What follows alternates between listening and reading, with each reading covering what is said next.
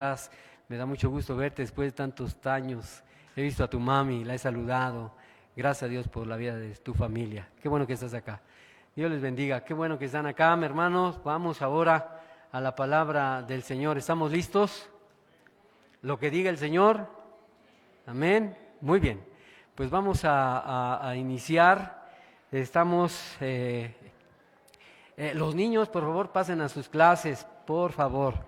Ya están ahí los maestros esperándoles. Muy bien, pues vamos a continuar con esta serie de predicaciones de esta carta de Santiago, esta epístola de Santiago, y esperamos que siga el Señor obrando en nuestras vidas. Muy bien, para comenzar me gustaría, a manera de introducción, me gustaría reflexionar sobre un tema muy importante.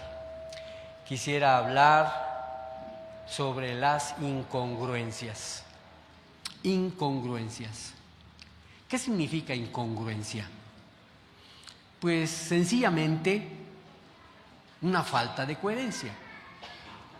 ¿En dónde? En nuestras actitudes, nuestras conductas y nuestras creencias. ¿Hasta dónde puede repercutir nuestra incongruencia? Decimos algo, pero hacemos cosas diferentes. Declaramos algo, pero actuamos contrariamente. Así que es importante hablar de las incongruencias y de las repercusiones de las incongruencias.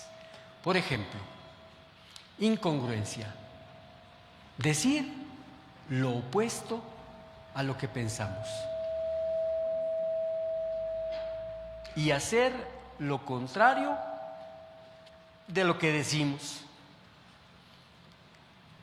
Esto, hermanos, tiene mucha trascendencia en nuestra vida. Las incongruencias. Decir lo opuesto a lo que pensamos. Y pensar y hacer lo contrario a lo que decimos. De ahí nuestro famoso refrán que muchos papás a veces repetimos: hijo, haz lo que yo te diga, pero no lo que yo haga. Hermanos, es muy importante que nuestra vida sea congruente. Hasta en los refranes hay sabiduría, pero más aún en la palabra de Dios. ¿Por qué hablar, o por qué quisiera hablar, o por qué quisiera comenzar con las incongruencias? Mira, me pongo como ejemplo. A pesar de que soy una persona, por supuesto, cargada de defectos, muchísimos más de los que podrías imaginarte, cargado de imperfecciones, como todo ser humano, todos somos imperfectos. Mi meta desde hace mucho tiempo es buscar siempre ser coherente.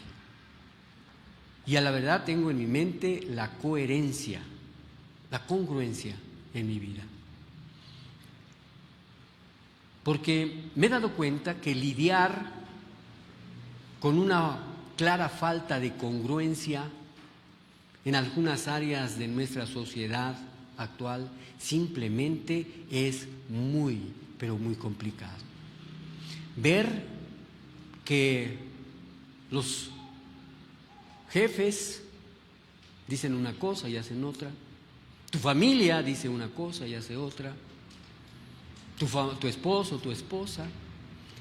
Veo que lidiar con esa falta de congruencia en algunas áreas de la sociedad, de nuestra sociedad, es pero muy complicado.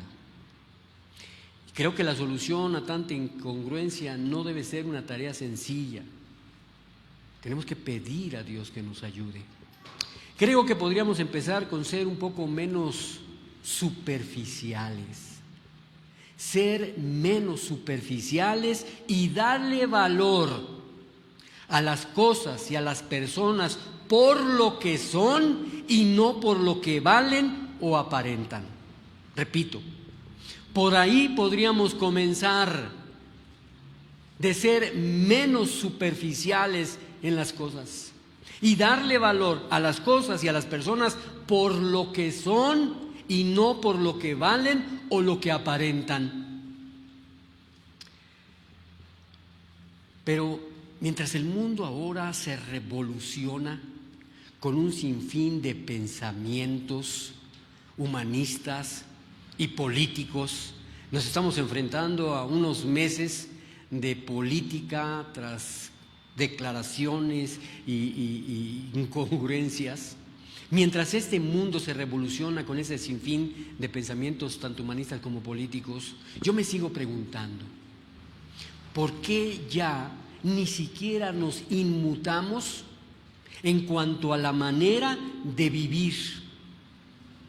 Ya no nos inmutamos en nuestra manera de vivir en la familia, en la sociedad, en la iglesia.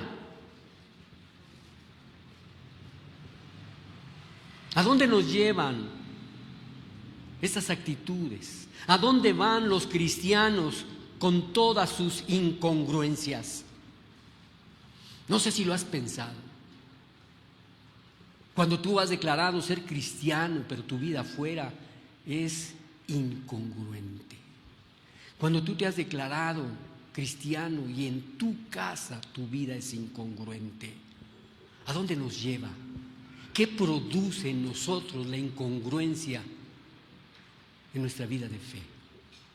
Y déjame decirte que no es un lugar bueno, no es un lugar donde deberíamos de estar y hacer.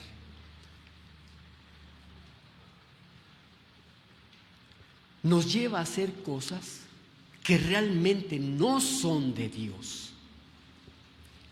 Y a la verdad no entiendo cómo la gente de Dios, hijos de Dios, pueden apartarse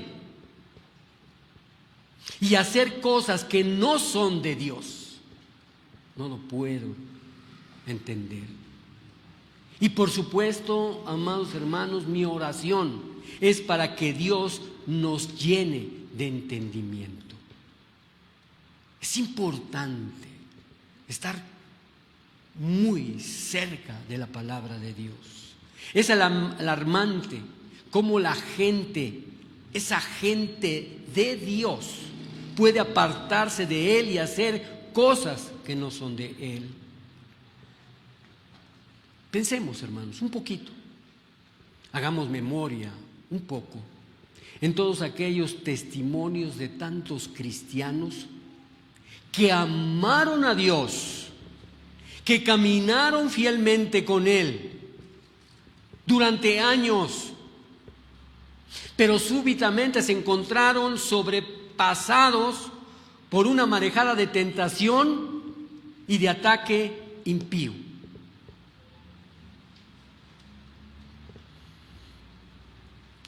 Tal vez seas de los que piensa que esas cosas no pueden suceder, por lo menos a los cristianos. Siento decirte que si piensas así estás equivocado. Hay muchos testimonios de mucha gente de Dios que se apartaron, que se alejaron. Desafortunadamente, muchas de estas personas que antes eran puras, ahora se encuentran sumergidas en el lodo hasta sus rodillas. Por supuesto que estas conductas son inaceptables delante de Dios. Es por eso que debemos atender cada uno de los mandamientos, de las enseñanzas, de las exhortaciones que Dios nos da.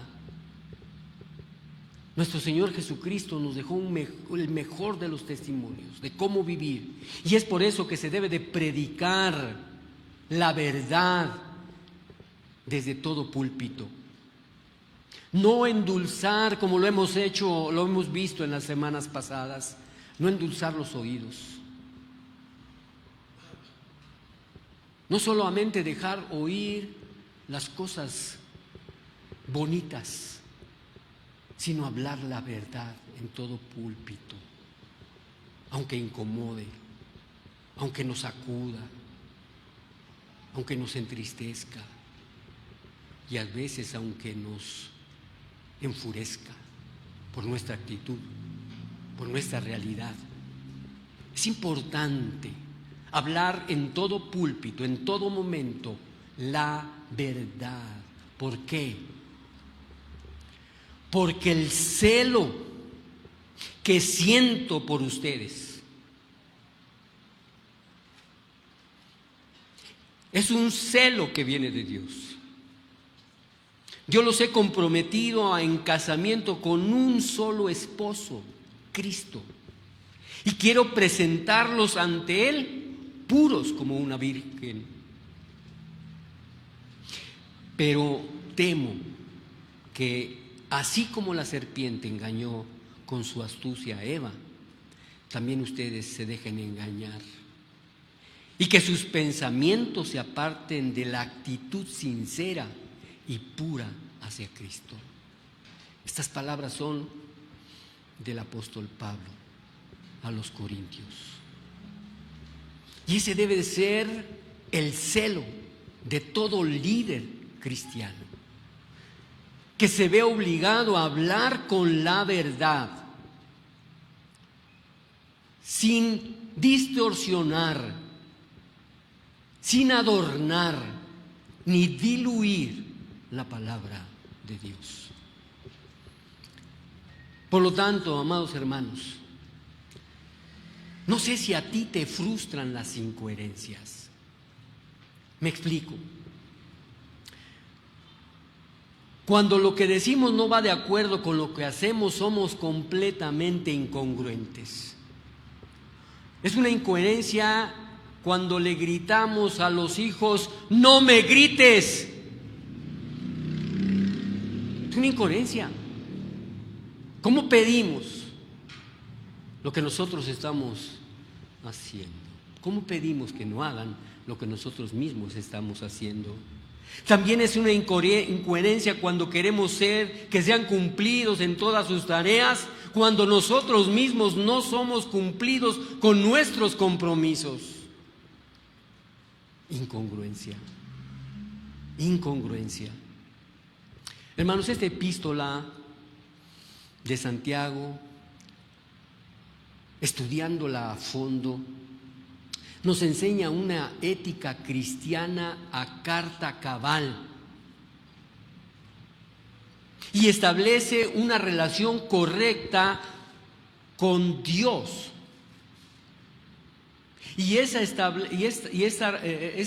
Al establecer una conducta, una relación correcta con Dios, va a redundar en una relación correcta con el prójimo.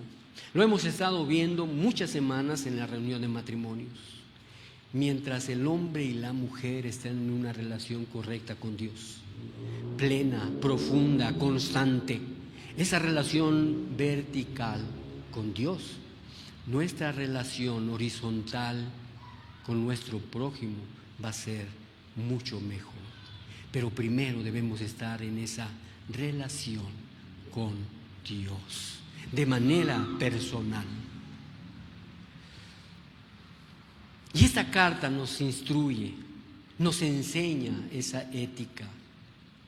En este segundo capítulo de Santiago, el apóstol Santiago enfatiza la importancia del trato imparcial hacia las otras personas, así como la demostración de una fe viva, dinámica, mediante las buenas obras que van a glorificar a Dios. Quizás la incoherencia más grande, no sé si te has puesto a pensar, que la incoherencia más grande que se produce cuando decimos que tenemos fe, pero esa fe no produce amor. Decimos que tenemos fe, pero ¿en dónde está la producción de amor que esa fe nos da? Santiago 2:1 comienza diciéndonos así: hermanos míos, la fe que tiene en nuestro glorioso Señor Jesucristo no debe dar lugar a favoritismos. El favoritismo es un síntoma de falta de amor. Piénsalo. El favoritismo es un síntoma de falta de amor. Nuestra fe en el Señor Jesucristo no es coherente con eso, a esa falta de amor. Si escuchas este mensaje, si escuchas tú este mensaje y todavía no te has comprometido con Cristo, debes saber que el favoritismo que se ve a veces entre los cristianos no es de Dios. No es de Dios. Es una incoherencia. Pero si ya eres creyente, debes examinar con sinceridad, con una gran honestidad tu corazón, para ver si estás viviendo de una manera congruente con tu fe. Piénsalo. ¿Qué es lo que predicas y qué es lo que tú haces? Ahora bien, ¿cómo se puede demostrar el favoritismo en la congregación de los creyentes? Santiago nos enseña esto y tiene muchas repercusiones en nuestra vida. Santiago nos da un ejemplo que se encuentra precisamente en los versículos 2 y 4 de Santiago 2 y dice: supongamos que en el lugar donde se reúnen entra un hombre con anillo de oro y ropa elegante, y entra también un pobre desarrapado. Si atienden bien al que lleva ropa elegante y le dicen: siéntese aquí, en este lugar cómodo, pero al pobre le dicen: quédate ahí de pie, o siéntate en el suelo a mis pies, ¿acaso no hacen discriminación entre ustedes, juzgando con malas intenciones? Hermanos, imaginemos la escena aquí mismo en nuestra iglesia, en nuestro templo. Dos personas entran a la iglesia con presentaciones muy diferentes. Uno, claramente, como se dice, de la clase alta, trae un enorme anillo de oro en la mano y su ropa, por lo que trae y lo que aparenta, tuvo que haber sido cara. Claramente nos conviene traer o tener a esta persona en la iglesia, ¿no? Sería un gran diezmador.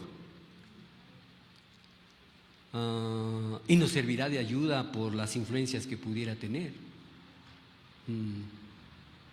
¿Sabían que en el pasado, en la iglesia, cuando se escribió esto, cuando Santiago escribía esto, las personas alquilaban anillos para poderse ver así muy ostentosos? Bueno, pensemos que entraba una persona así y decimos: bueno, pues nos conviene que este se quede, la influencia que ha de tener, el poder que ha de tener. Esa clase de persona siempre espera además el mejor trato, porque está acostumbrado a eso. Solo va a restaurantes que le dan el mejor servicio. Si no lo adulan en alguna tienda, pues se va a otra. Por lo tanto, a nosotros nos convendría tratarlo bien para que se quede en nuestra iglesia y no se vaya a buscar a otra. Lo tratamos como la eminencia que aparenta ser. ¿Sabían que algunas iglesias tienen secciones, diferentes secciones? Que están los hermanos que vienen con su familia completa, los que vienen solos, los que vienen solas, las que traen niños allá para que no hagan ruido. Hermanos, hay iglesias que tienen la zona VIP, Very Important People. Hermanos, lo hay, sé que lo existe, que hay secciones dentro de la iglesia. Y esta exhortación de Santiago tiene mucho que ver con la iglesia actual.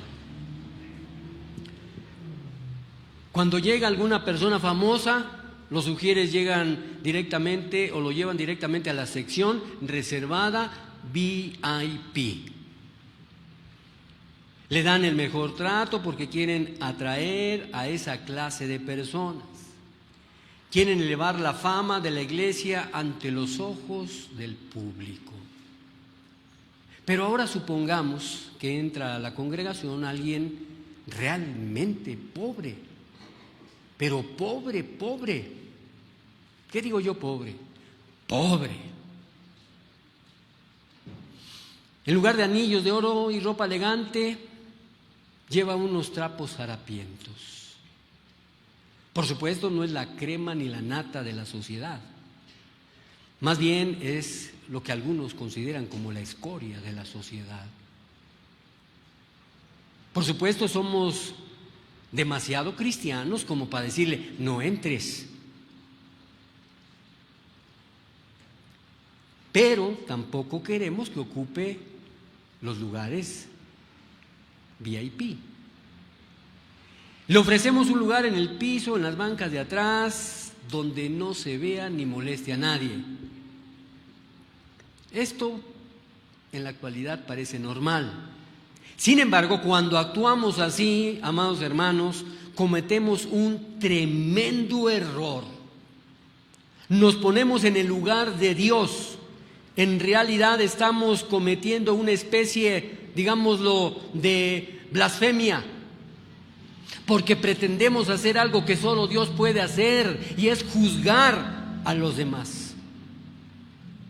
Estamos faltando, o nos está faltando, amor. Nuestra fe debe producir amor. Desde luego, nuestro Dios no hace acepción de personas. Miremos una porción de las Escrituras en el Antiguo Testamento. Dice Deuteronomio 10, 17 y 18, traducción viviente: pues el Señor tu Dios es Dios de dioses y Señor de señores.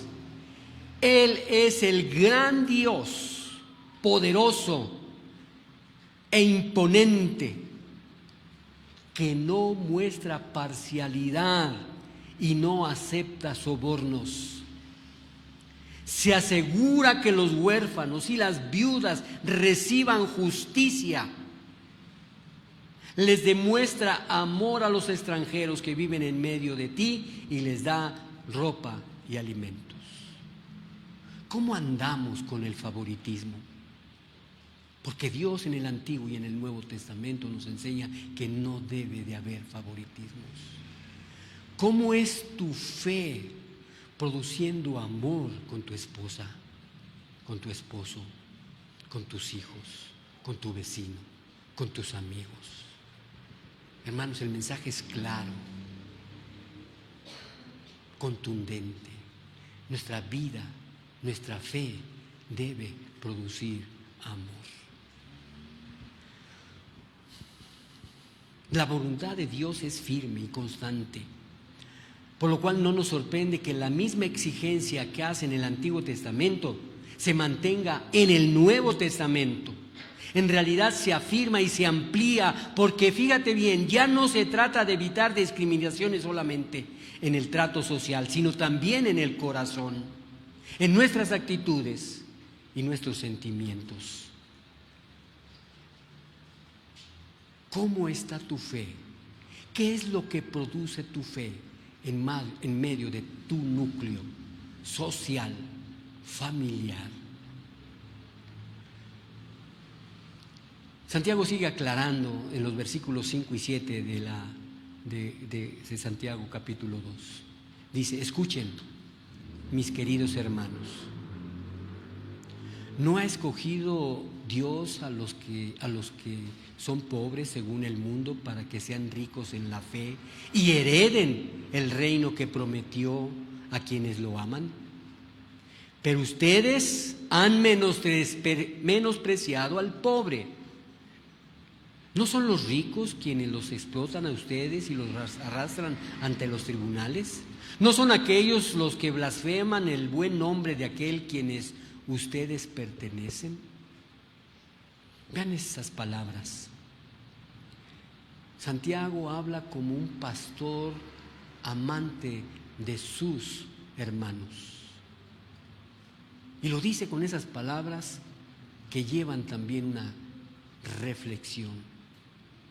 ¿No ha escogido Dios a los que son pobres según el mundo para que sean ricos en la fe? Mira, naturalmente damos preferencia a los que tienen, porque pensemos que nos darán algo a cambio. Sin embargo, cuando lo hacemos, nos ponemos en contra de lo que Dios dice. Él da preferencia a los pobres. Claro, los ricos también pueden salvarse, pero los primeros en entrar al reino de Dios son los pobres. Si los menospreciamos, nos oponemos a Dios y damos preferencia precisamente a los que nos maltratan muchas veces a nosotros. Mira, antes de pensar que tú no eres así, porque a lo mejor viene el pensamiento, bueno, esos son otros, pero yo no. Antes de pensar que no eres así, examina tu corazón. Examínalo con honestidad y pregúntate, ¿con quién buscas tener amistad? Piensa, ¿a quiénes buscas para que sean tus amistades? La respuesta la tienes tú. Otra pregunta, examínate. ¿A quién le das preferencia? Piénsalo, tú sabes. ¿A quiénes menosprecias cuando hablas con otras personas? Es muy fácil, hermanos, mostrar favoritismo sin darnos cuenta, pero también es incoherente con nuestra fe en el Señor Jesús. Porque la enseñanza de hoy es que nuestra fe debe producir amor.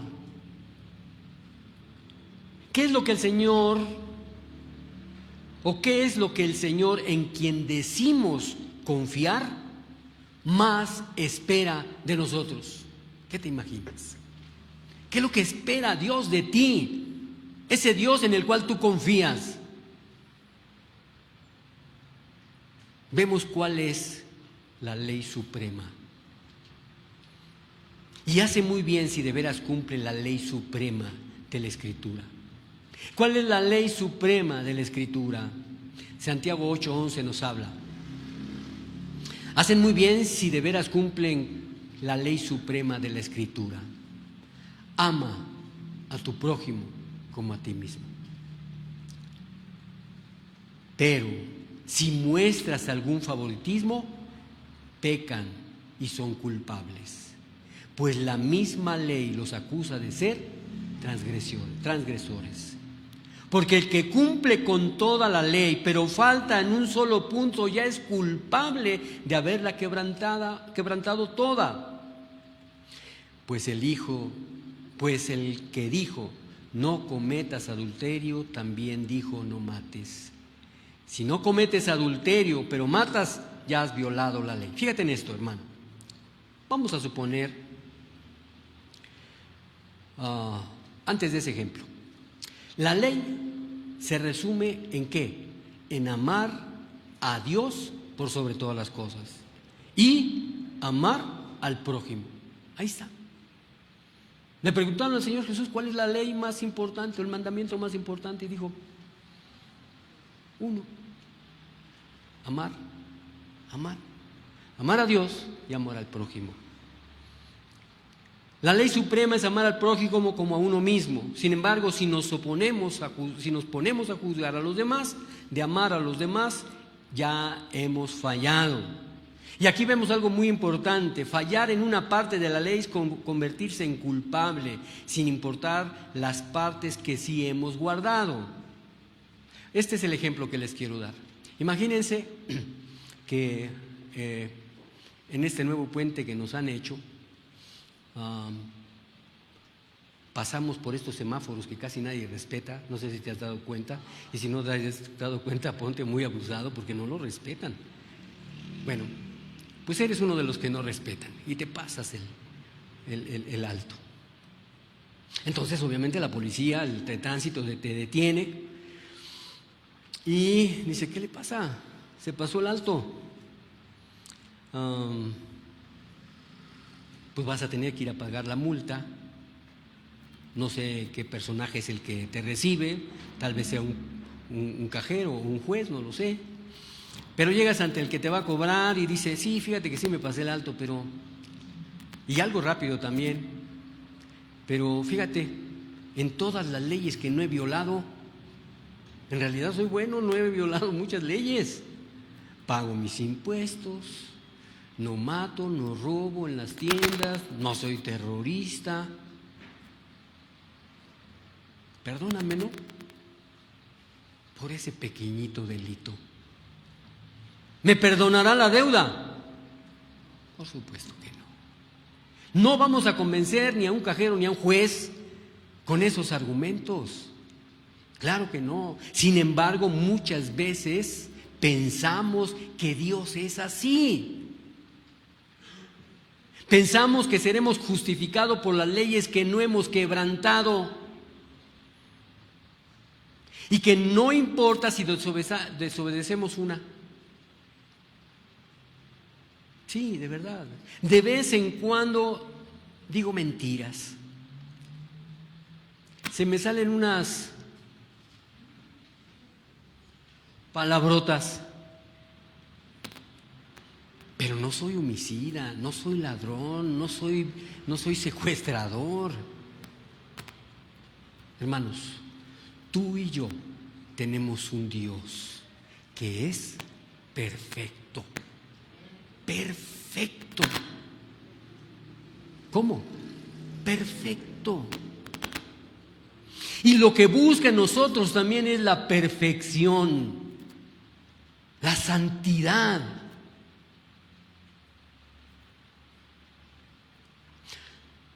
No nos podemos justificar porque obedecemos algunas leyes de Dios, ser culpables de una sola infracción y que nos convierte en pecadores y dignos de su castigo.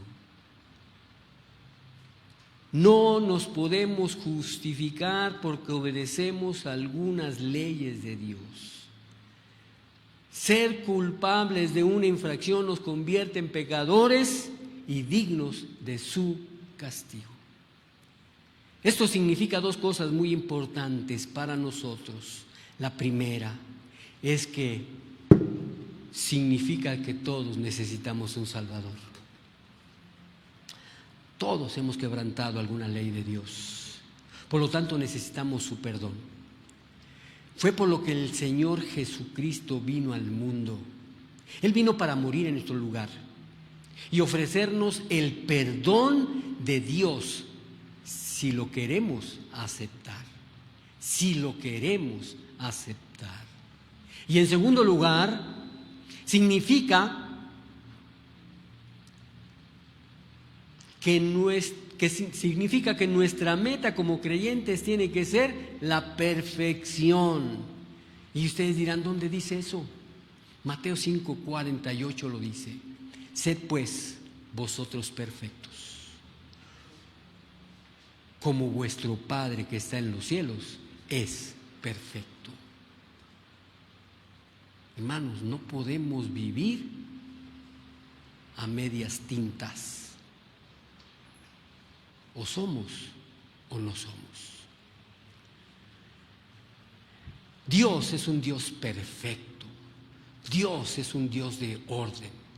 Dios es nuestro Dios y nosotros debemos ser perfectos y ordenados.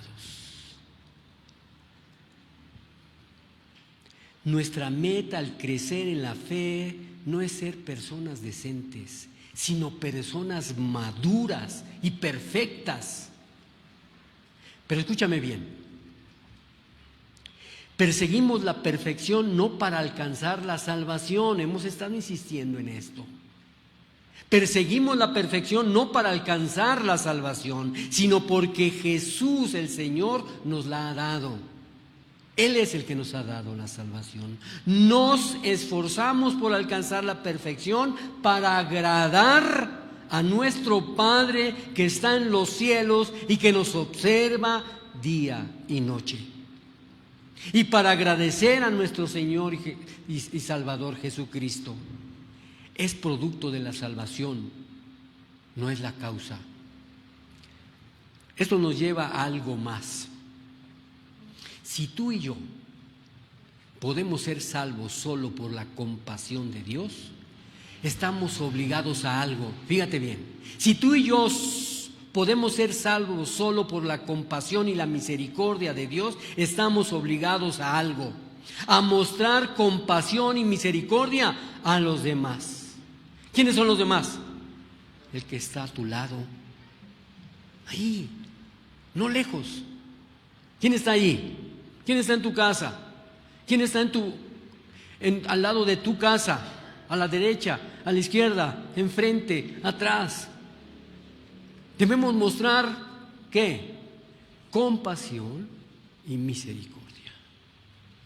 La fe debe producir amor.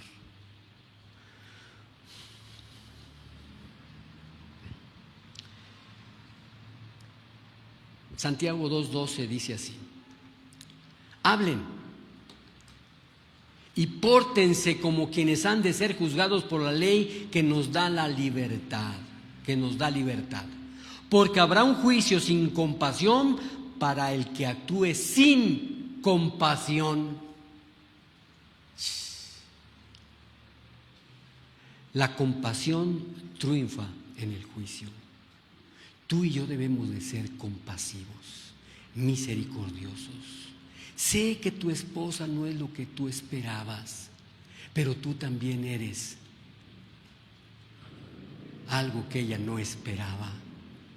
Tu esposa y tu esposo tienen una historia, experiencias, frustraciones, tal vez desde muy pequeño. Y eso da un producto de un comportamiento que a través de Dios va a irse modificando. Y mientras tanto, tú y yo debemos de ser compasivos y misericordiosos, porque la compasión triunfa en el juicio. Algún día tú y yo, como cristianos, estaremos delante de Dios para dar cuenta de lo que hicimos, con todo lo que Él nos ha dado. Tú y yo como cristianos seremos enjuiciados no para condenación, sino para rendir cuentas. ¿Cuál será el resultado? ¿Cuál será tu rendimiento de cuentas que darás a Dios por todo lo que Él te ha dado? La única esperanza que tenemos de ser librados del juicio de Dios es la compasión que Él nos ha mostrado en el Señor Jesús. Lo que nosotros recibimos por la fe. Si Él nos juzgará según lo que hemos hecho, dando solo justicia, no tendremos ya ninguna esperanza. 3 preguntas. ¿Por qué entonces tratamos así a los demás? ¿Por qué? Si aquí en la iglesia agarras a tu esposo o a tu esposa de la mano y no la quieres soltar para que vean que eres el esposo o la esposa más amorosa, y cuando llegas a casa o sales de este templo hay violencia física, verbal, emocional. Hermanos, tenemos que ser misericordiosos y compasivos con nuestro prójimo. ¿Por qué entonces tratamos así a los demás? ¿Por qué juzgamos sin misericordia cuando dependemos de la misericordia de Dios? Hermanos, la única manera de vivir de una manera coherente es mostrar a otros la misericordia, la compasión que hemos recibido de Dios. Eso significa que debemos dejar de mostrar favoritismos. ¿Sabías que muchos hijos sienten que no son los favoritos? Ten cuidado, mucho cuidado. Significa mostrar gracia hacia los errores de otros y darles oportunidades de cambiar. La compasión de Dios es una de las cosas más maravillosas que podemos recibir. Si somos salvos, es por la gracia y misericordia de Dios, porque por gracia sois salvos por medio de la fe, no por lo que tú haces. Ahora nos toca a nosotros ser compasivos y misericordiosos. Amén. Que Dios nos ayude a ser como Él quiere que seamos. Oremos. Poderoso Señor y Dios nuestro, aquí estamos, Señor, delante de ti. Nosotros podemos decir muchas cosas, pero tú nos conoces más que nosotros mismos. Y queremos pedirte, Señor, que nos ayudes a entender que la fe que te tenemos debe de producir amor en nuestros semejantes, en nuestro prójimo, en la iglesia, en la casa, en la sociedad, en lo laboral. Ayúdanos, Señor, a vivir una vida de congruencia,